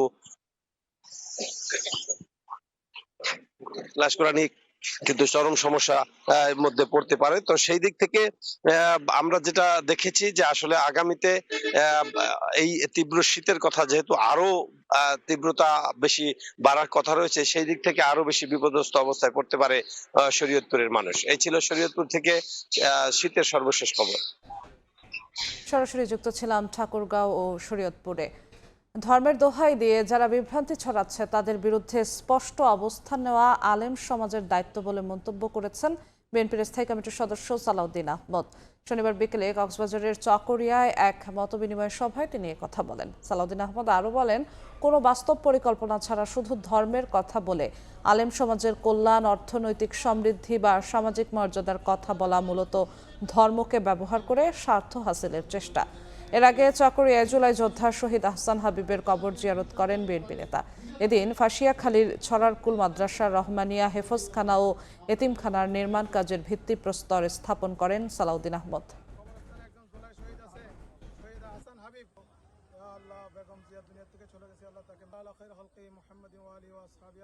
শুধু শুধু ইসলামের দোহাই দিয়ে ধর্ম বিক্রি করা শুরু করেছে, সেটা আপনাদেরকে দেখতে হবে। একটা দলের নামের পিছনে ইসলাম আছে, সেজন্য কি ওইটা পুরা ইসলাম হয়ে গেল?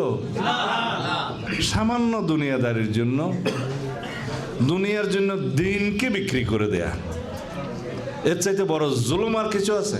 দুনিয়ার জন্য দিনকে যেন কেউ বিক্রি না করে, ভোটের বিনিময়ে কেউ যেন জান্নাত বিক্রি না করে।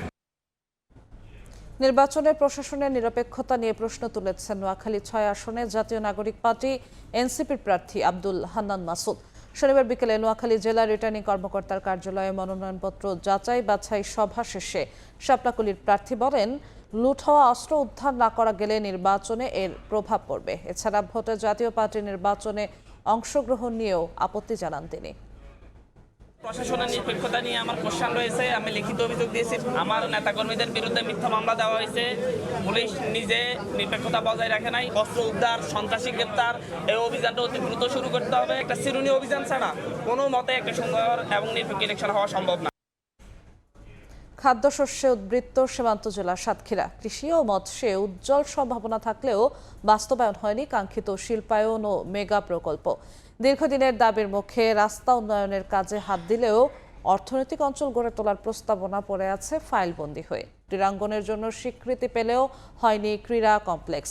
জাতীয় রাজস্ব ভাণ্ডারে অর্থ যোগানে জেলাটি এগিয়ে থাকলেও বরাদ্দ বৈষম্যে তৈরি হয়েছে বঞ্চনার গল্প। বিশ্ববিখ্যাত সুন্দরবনের বড় অংশ সাতক্ষীরায় থাকলেও নেই পর্যটন শিল্পের সুবিধা। মমতাজ আহমেদ বাপির পাঠানো তথ্য ছবি নিয়ে রিপোর্ট।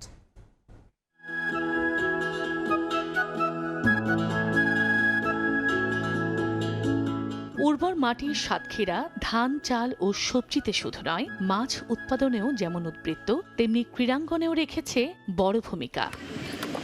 ক্রিকেটে মোস্তাফিজ, সৌম্য আর মহিলা ফুটবলে জাতীয় দলের অধিনায়ক আফিদা খন্দকার প্রান্তি ও সাবেক অধিনায়ক সাবিনা খাতুন সহ বিভিন্ন ইভেন্টে শতাধিক জাতীয় খেলোয়াড়ের বাড়ি সাতক্ষীরায়। সেই সাতক্ষীরা আজও অপেক্ষায় দাঁড়িয়ে রয়েছে এক নতুন সম্ভাবনার গল্প লেখার।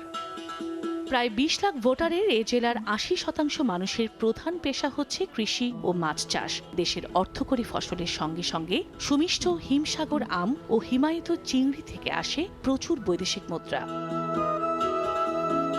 কিন্তু কৃষির এই প্রাচুর্য পুরো শক্তি নিয়ে দাঁড়াতে পারেনি, কারণ দীর্ঘ সময়েও গড়ে ওঠেনি কৃষিভিত্তিক কোনো শিল্প ও সংরক্ষণাগার। এতে নিশ্চিত হয়নি পণ্যের ন্যায্য মূল্য, সৃষ্টি হয়নি কর্মসংস্থানেরও।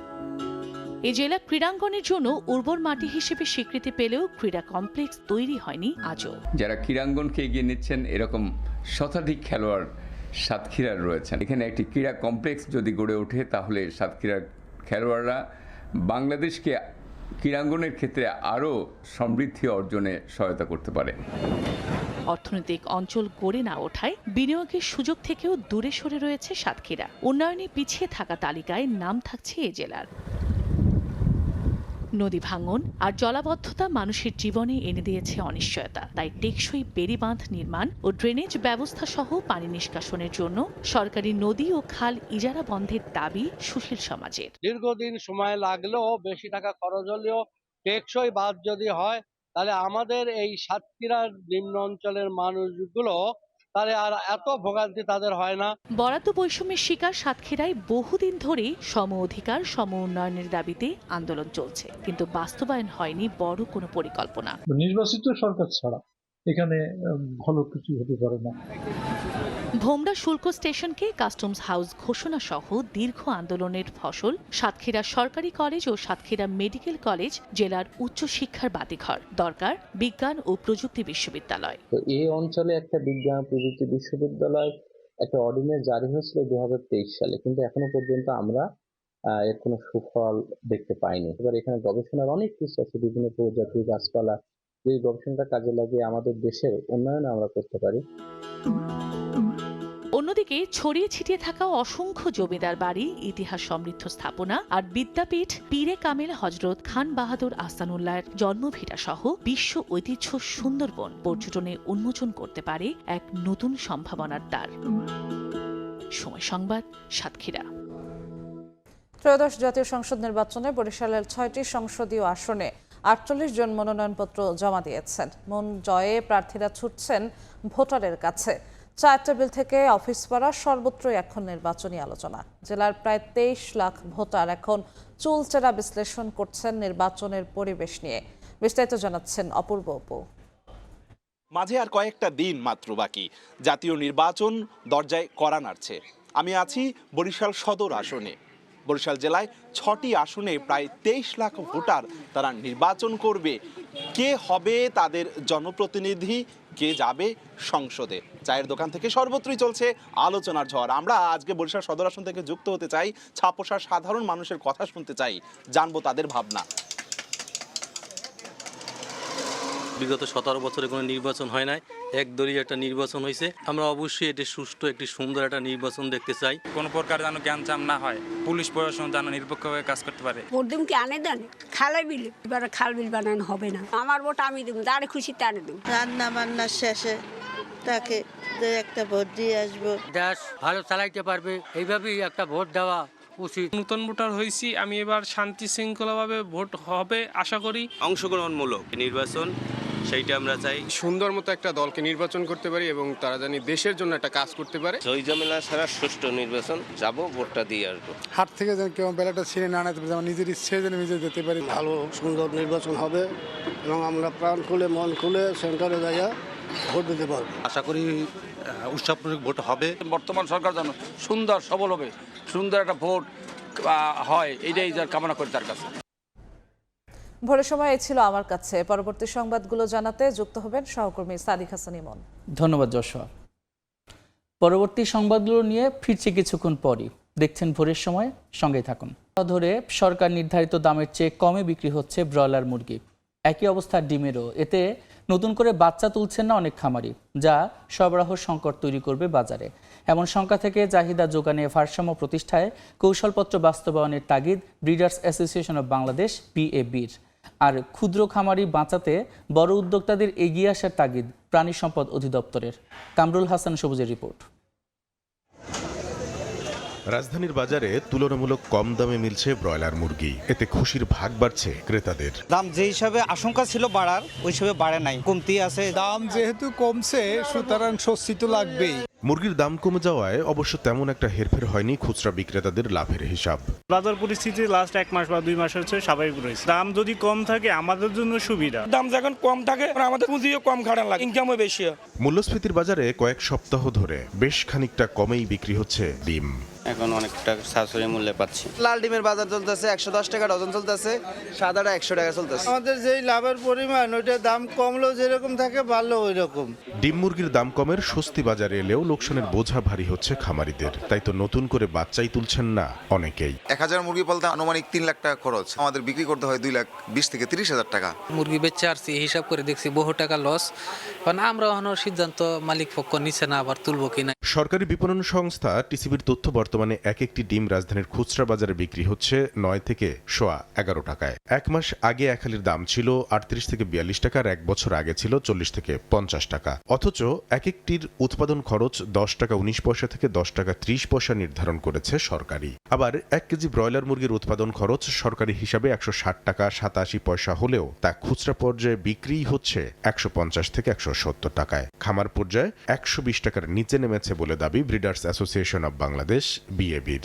সমস্ত কিছু পোল্ট্রি পণ্যের ডিম, মুরগি, বাচ্চা, ইভেন ফিডেও কিন্তু আসলে বাস্তবে লস হচ্ছে, এবং এটা এখনই না, আজকে কয়েক মাস থেকে এই অবস্থা চলছে। কখনো এমন দাম বিপর্যয়, কখনো আবার ঊর্ধ্বমুখী দামে ক্রেতার নাগাল ছাড়া। এমন নিয়ন্ত্রণহীন বাজারে খামারি ভোক্তার লাভজনক অবস্থান নিশ্চিতে চাহিদা যোগানের কৌশলপত্র বাস্তবায়নের দাবি বিএবির। উৎপাদনের সাথে আমাদের চাহিদা সেটা যদি সমন্বয় করা না যায়, হাজার হাজার খামারি কিন্তু এই শিল্প থেকে ঝরে পড়ে। এই অবস্থায় ক্ষুদ্র খামারি টিকিয়ে রাখতে সরকারের সঙ্গে বড় উদ্যোক্তাদের কাজ করার তাগিদ দিচ্ছে প্রাণী সম্পদ অধিদপ্তর। ভোক্তা যে কিনছে সে কিন্তু ঠিকই 175-80 টাকাতেই ব্রয়লার কিনছে, কিন্তু খামারি বিক্রি করতেছে 120 টাকা 25 টাকা। অ্যাসোসিয়েশনসগুলো যারা ইন্ডাস্ট্রি আছে তাদেরও কিন্তু কিছু কাজ থাকে। এই ক্ষেত্রে আমরা তাদের সাথে আলোচনা করছি যে কিভাবে খামারিকে প্রোটেকশন করা যায়। আকস্মিক লোকসানের থাবা থেকে পোল্ট্রি খাতকে বাঁচাতে মাংসের দীর্ঘমেয়াদী সংরক্ষণ ব্যবস্থা গড়ে তোলা দরকার বলেও মনে করে প্রাণী সম্পদ অধিদপ্তর। সংরক্ষণের জন্য আমরা কামরুল হাসান সবুজ, সময় সংবাদ, ঢাকা। মোংলা সমুদ্র বন্দরের কার্যক্রম সম্প্রসারণে চলছে 8,355 কোটি টাকা ব্যয়ে 4টি প্রকল্পের কাজ। অনুমোদন দেওয়া হয়েছে আরও 2টির, যেখানে ব্যয় ধরা হয়েছে 5,606 কোটি টাকা। একনেকে অনুমোদনের অপেক্ষায় রয়েছে 3টি। এসব প্রকল্পের সুফল পেতে সময়মতো বাস্তবায়নের তাগিদ ব্যবসায়ীদের। জাতীয় অর্থনীতির আঞ্চলিক কেন্দ্রবিন্দু হিসেবে মোংলা সমুদ্র বন্দরকে গড়ে তোলার পরিকল্পনার কথা জানিয়েছে কর্তৃপক্ষ। মাহমুদ হাসানের পাঠানো তথ্য ও ছবি নিয়ে রিপোর্ট। মোংলা দেশের দ্বিতীয় বৃহত্তম সমুদ্র বন্দর। বন্দরটির আধুনিকায়ন ও কার্যক্রম সম্প্রসারণে চলতি অর্থবছরে 5,606 কোটি 41,72,000 টাকা ব্যয়ে 2টি প্রকল্প অনুমোদন দিয়েছে সরকার, যা বাস্তবায়ন হলে 9.5 থেকে 10 মিটার গভীর জাহাজ বন্দর চ্যানেল দিয়ে আসা যাওয়া করতে পারবে। এতে 1.5 কোটি মেট্রিক টন পণ্য আমদানি রফতানি ও 4 লাখ TEUs কন্টেইনার হ্যান্ডেলিং করা সম্ভব হবে। 8,355 কোটি টাকা ব্যয়ে বন্দরের সহায়ক জলযান সংগ্রহ, পশু চ্যানেলে inner bar dredging, upgradation of Mongla port ও 2টি অসম্পূর্ণ জেটি নির্মাণ নামে 4টি প্রকল্পের কাজ চলমান রয়েছে। একনেকে অনুমোদনের অপেক্ষায় রয়েছে আরও 3টি প্রকল্প। সময় মতো এসব প্রকল্প বাস্তবায়ন হলে বিশ্বমানের সেবা মিলবে বলে আশা বন্দর ব্যবহারকারীদের। মোংলা বন্দর ড্রেজিং কাজ সম্পন্ন হলে, সবসময় মেইনটেনেন্স ড্রেজিং চালু থাকলে মোংলা বন্দরের ব্যাপক সফলতা অর্জন করতে পারবে। মোংলা বন্দর অবশ্যই সুবিধাজনক অবস্থানে একটি বিশ্বমানের বন্দরে পরিণত হবে। আমরা আশা করছি মোংলা বন্দরের কাজের পরিধি বাড়বে, এবং সেই চিন্তা করেই এই যেটিকে 11টিতে উন্নীত করার চেষ্টা করা হচ্ছে। বন্দর কর্তৃপক্ষ বলছে সমুদ্র পরিবহন বাণিজ্যে বড় প্রভাবক হতে চান তারা। অবশ্যই বন্দরের অর্থনৈতিক প্রবৃদ্ধি বা বন্দরকে আরও এই অর্থনৈতিক চালিকা শক্তি হিসেবে শক্তিশালী অবস্থানে নিতে এই প্রকল্পগুলোকে গ্রহণ করা হয়েছে। একই সাথে এই প্রকল্পগুলো যাতে বহুমাত্রিক সহযোগিতা করতে পারে বন্দরকে, সেদিকটাই লক্ষ্য রেখেও এই প্রকল্পগুলো নেওয়া হয়েছে। এদিকে 114 কোটি 8,53,000 টাকা ব্যয়ে মোংলা বন্দরে আধুনিক বর্জ্য ও তেল নিষ্কাশন ব্যবস্থাপনা প্রকল্পটি চলতি বছরের জুনে শেষ হয়ে উদ্বোধনের অপেক্ষায় রয়েছে। সময় সংবাদ, মোংলা। সারের সংকট কাটছে না মেহেরপুরে। সরকার নির্ধারিত মূল্যের বেশিতে বিক্রির অভিযোগ তুলছেন কৃষকরা। উৎপাদন খরচ বেড়ে যাওয়ায় দুশ্চিন্তায় পড়েছেন তারা। তবে কারসাজি বন্ধে নজরদারি বাড়ানোর কথা জানিয়েছে কৃষি বিভাগ। বেনিয়ামিনের তথ্য ও ছবি নিয়ে রিপোর্ট। মাঠে মাঠে ব্যস্ততা বাড়ছে বিভিন্ন ধরনের সবজি, ধান ও বীজ তৈরিতে। অথচ এ সময় সার নিয়ে বিপাকে পড়েছেন মেহেরপুরের কৃষকরা। তাদের অভিযোগ, গোডাউনে থাকার পরও নির্ধারিত দামে সার বিক্রি করছেন ডিলাররা। বস্তা প্রতি ৬০০ টাকা পর্যন্ত বেশি গুনতে হচ্ছে, যা বাড়িয়ে দিচ্ছে উৎপাদন খরচ। সার কিনতে গেলে এখানে 500 টাকা 2000 টাকা বস্তা কেনা লাগতেছে। আমার যে 10 বস্তা সার লাগে আমাকে দিচ্ছে 1 বস্তা। যে পরিমাণ আমাদের সার দরকার সেই পরিমাণ আমরা সার পাচ্ছি না। এইভাবে এসে ধরেন এখানে দাঁড়ায় আছি, সার পাবো কিনা ঠিক পাচ্ছি না, এর আগে এসে ঘুরে গেছে। ডিলারদের দাবি, চাহিদার তুলনায় বরাদ্দ কম থাকায় দেখা দিয়েছে সংকট। কৃষকরা সবাই 1 বস্তা করে সার নিয়ে নিজের চাহিদা একটু মেটানোর চেষ্টা করুক, ইনশাল্লাহ এর পরবর্তীতে আমরা পুরোপুরি সার দিয়ে তাদের চাহিদা পূরণ করে দেব। এই অবস্থায় সার কারসাজি ঠেকাতে নজরদারি বাড়ানো হয়েছে বলে জানান এই কৃষি কর্মকর্তা। ভরা মৌসুমে যাতে সার নিয়ে কোনো সমস্যা না হয়, এই জন্য মনিটরিং কার্যক্রম জোরদার করেছি। আমাদের বিভাগীয় নির্দেশনা আছে, এখন শুধুমাত্র এই মনিটরিং কাজটাই জোরালোভাবে করতে হবে। আমরা সেভাবে নির্দেশনা দিয়েছি। ব্যবস্থাপনা সুসম্পন্ন হলে আমরা আরও ভালোভাবে কৃষকদেরকে সার বন্টন করতে পারবো। কৃষি বিভাগের তথ্য, চলতি মৌসুমে মেহেরপুর জেলায় ডিএসপি ও এমওপি সারের মোট চাহিদা নির্ধারণ করা হয়েছে ৩১,৬৬০ মেট্রিক টন। সময় সংবাদ, মেহেরপুর। নীলফামারীতে পানি উন্নয়ন বোর্ডের রিজার্ভার নির্মাণ ও কৃষকের বিরুদ্ধে মিথ্যা মামলা প্রত্যাহারের দাবিতে বিক্ষোভ হয়েছে। শুক্রবার সন্ধ্যায় কুটিরডাঙ্গা বুড়ি তিস্তা ব্রিজ এলাকায় মশাল হাতে জড়ো হন জলঢাকা ও ডিমলা উপজেলার প্রায় ২০ থেকে ২৫ হাজার কৃষক। অভিযোগ করেন, পানি উন্নয়ন বোর্ড ৩ ফসলি জমি খুঁড়ে রিজার্ভার নির্মাণ করতে চায়। বাধা দিতে গেলে প্রায়ই এলাকাবাসীর সঙ্গে সংঘর্ষ হয়। এসব ঘটনায় স্থানীয় শত শত কৃষকের বিরুদ্ধে মিথ্যা মামলা করেছে পানি উন্নয়ন বোর্ড বলেও দাবি করেন তারা। এ সময় মামলা প্রত্যাহার সহ কৃষকদের ন্যায্য অধিকার আদায় না হলে আরও কঠোর আন্দোলনের হুঁশিয়ারি দেন বিক্ষোভকারীরা।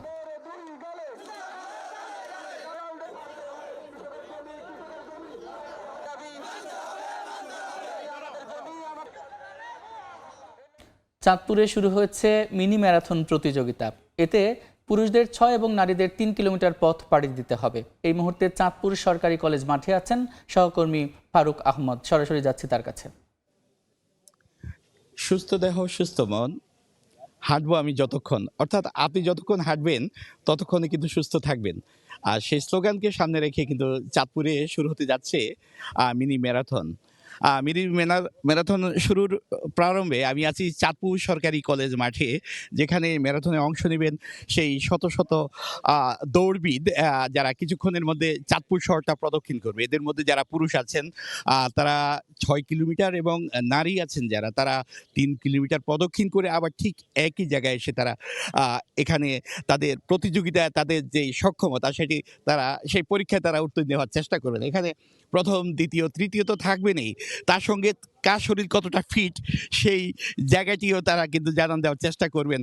আমরা এই মুহূর্তে যে চিত্রটি দেখাচ্ছি, এখানে কিন্তু অসংখ্য মানুষজন আছেন, যারা তরুণ আছেন, মাঝবয়সী আছেন। আমি কিছু বৃদ্ধকেও দেখতে পাচ্ছি যারা একেবারে বয়সের বারে নুয়ে পড়েছেন, তারাও কিন্তু এই আয়োজনটিতে অংশ নিয়েছেন। আমরা যদি দেখাতে চাই যে এই যে তরুণদের সঙ্গে বয়স্ক লোকজনও আছেন এবং নারীদের একটা অংশ আছেন, যারাও আমি বলি তরুণী, এবং কিছু বোন আছেন, কিছু মায়েরাও আছেন এবং মা মেয়ে এমন জুটি আছেন যারা এই আয়োজনে অংশ নিয়েছে। তো এই আয়োজনের যিনি সংগঠক আলম পলাশ, তার কাছে একটু জানতে চাইব, এই যে চলেন হাঁটি সংগঠনের পক্ষ থেকে যে আপনার যে উদ্যোগ, আমরা দেখেছি 2 বছর আগেও আপনি ঠিক একইভাবে এই আয়োজনটি করেছিলেন, এবারে করতে যাচ্ছেন, আপনার এই আয়োজনের মূল উদ্দেশ্যটাকে একটু জানতে চাই।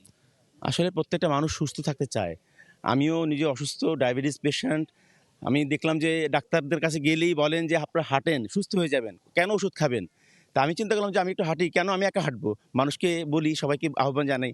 ফেসবুকের মাধ্যমে আহ্বান জানিয়েছি, লোকজন হাঁটা শুরু করেছেন। বলে রাখা ভালো যে আলম পলাশ তিনি নিজেও অসুস্থ, ডায়াবেটিসের রোগী ছিলেন। তিনি যেটি বলছিলেন যে আসলে একসময় তিনি রাস্তায় হাঁটতে গিয়ে কিন্তু তিনি দুর্ঘটনার শিকার হয়েছিলেন এবং তারপরে কিন্তু তার একটা মাথায় বুদ্ধি এলো যে কিভাবে সংঘবদ্ধভাবে হাঁটা যায়, এবং তার জন্যই মূলত চাঁদপুর সরকারি কলেজের মাঠটিকে তিনি বেছে নিয়েছেন। তো এই ছিল আমার কাছে চাঁদপুরে চলেন হাঁটি অর্থাৎ মিনি ম্যারাথন আয়োজনের সবশেষ। দেশের বাইরের খবর। নিরাপদ ও নিয়ন্ত্রিতভাবে ক্ষমতা হস্তান্তর না হওয়া পর্যন্ত যুক্তরাষ্ট্র ভেনেজুয়েলার ক্ষমতায় থাকবে বলে জানিয়েছেন মার্কিন প্রেসিডেন্ট ডোনাল্ড ট্রাম্প।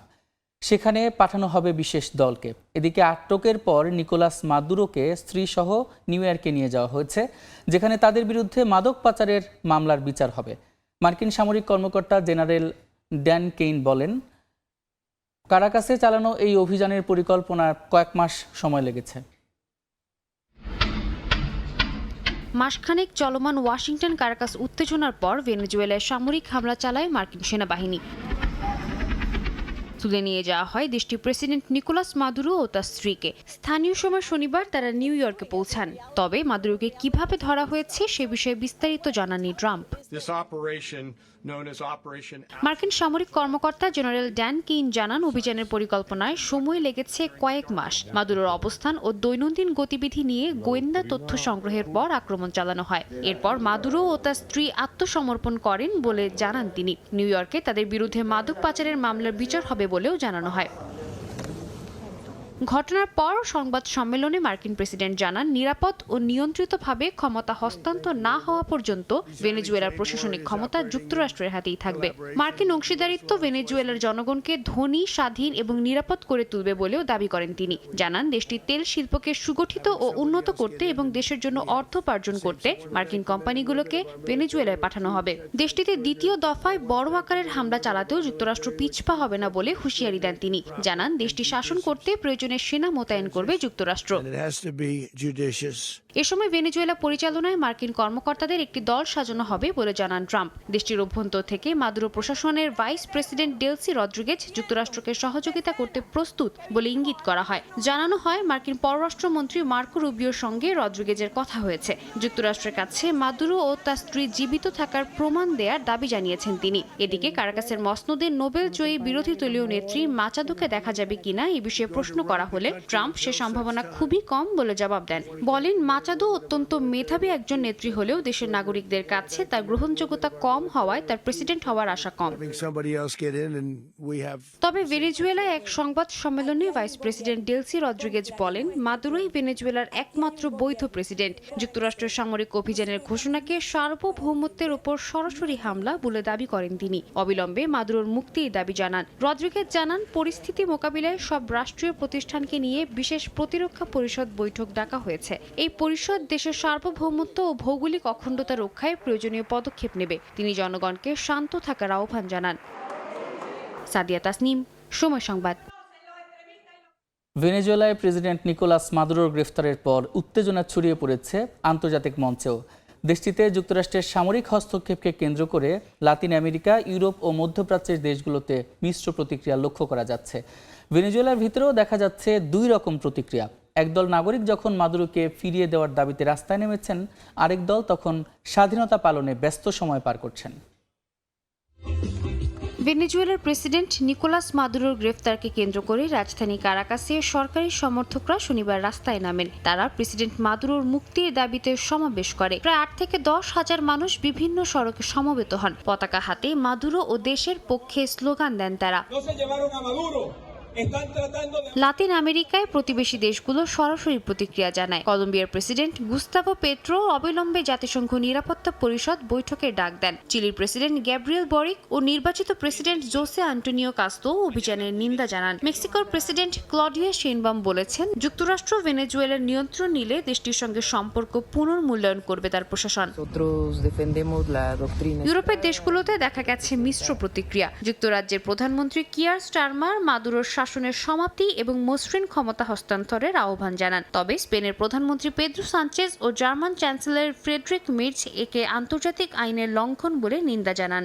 ইতালির প্রধানমন্ত্রী জর্জিয়া মেলোনি হামলার সমালোচনা করে বলেন, বিদেশি সামরিক হস্তক্ষেপ স্বৈরতন্ত্র শেষ করার পথ হতে পারে না।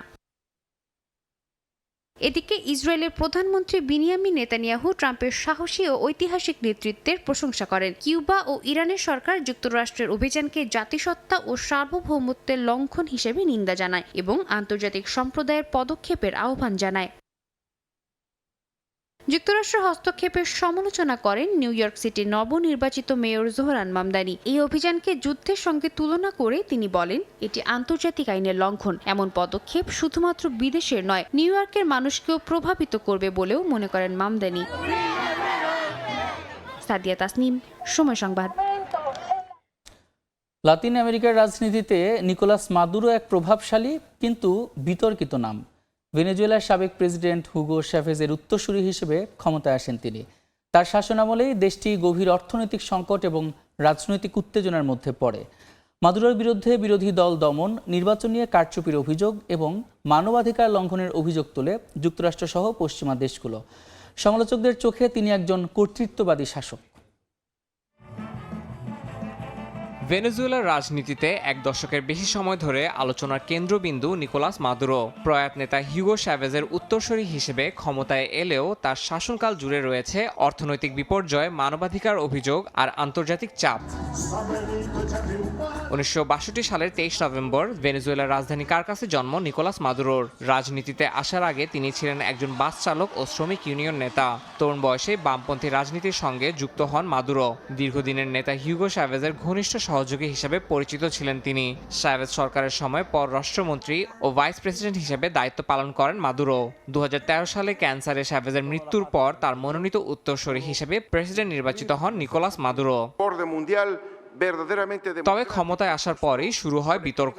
তেল নির্ভর অর্থনীতি ধসে পড়ে, ভয়াবহ মূল্যস্ফীতি আর খাদ্য ও ওষুধ সংকটে পড়ে দেশ। লাখ লাখ ভেনেজুয়েলান দেশ ছেড়ে পালাতে বাধ্য হন। মাদুরোর শাসনামলে বিরোধী দল দমন, নির্বাচন নিয়ে কারচুপির অভিযোগ এবং মানবাধিকার লঙ্ঘনের অভিযোগ তোলে যুক্তরাষ্ট্রসহ পশ্চিমা দেশগুলো। যুক্তরাষ্ট্র ও ইউরোপীয় ইউনিয়ন ভেনেজুয়েলার উপর একাধিক নিষেধাজ্ঞা আরোপ করে। আন্তর্জাতিক পর্যবেক্ষকরা তাকে গণতান্ত্রিক শাসন ব্যবস্থায় ব্যর্থ এবং স্বৈরতান্ত্রিক হিসেবে চিহ্নিত করেন। অন্যদিকে মাদুরো দাবি করেন দেশের অর্থনৈতিক সংকটের জন্য দায়ী বিদেশি নিষেধাজ্ঞা ও যুক্তরাষ্ট্রের ষড়যন্ত্র। রাশিয়া, চীন ও ইরানের সঙ্গে ঘনিষ্ঠ সম্পর্ক গড়ে তোলেন তিনি। সব সমালোচনা আর আন্তর্জাতিক চাপের মধ্যেও ক্ষমতায় টিকে থাকার জন্য আপ্রাণ চেষ্টা চালাতে থাকেন মাদুরো।